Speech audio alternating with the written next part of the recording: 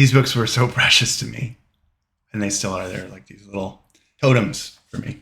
This is not the first book I bought, but the first I could find my own writing in, marked up. I'd drawn in some.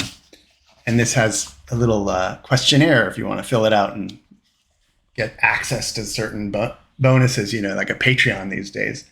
And it asks how old you were. And I wrote, it said, what grade have you completed? And I had to fill in second grade. There wasn't an option for anything below sixth. So it's probably 10 when I bought this beautiful book. And it wasn't the first book I bought. I loved the worlds they sort of illustrated, and in words too, not just pictures, but mostly pictures at that point. Not that I couldn't read well, but I loved staring at the pictures and kind of going off into deep space and imagination land, which is probably what a nerdy, awkward kid needed at that age. And, got me out of some difficult personal experiences by projecting to other places, but also spiked my imagination, right? Set it on fire and set it moving in these beautiful directions.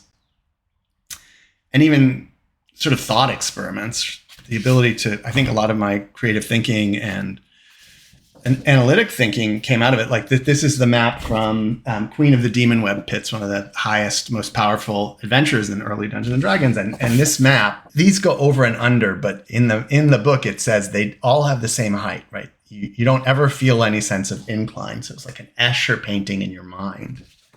And all this invited me into worlds beyond math, worlds beyond the concrete. For me, it was all this sponsorship of my own human experience and soul, fostering of a creative impulse that didn't have a lot of outlets in the concrete world of cello lessons and ballet lessons and soccer practices. Those weren't for me at that time. And I needed something that didn't exist then, to do world building all on your own, to make things not as they are, but as you would have them be.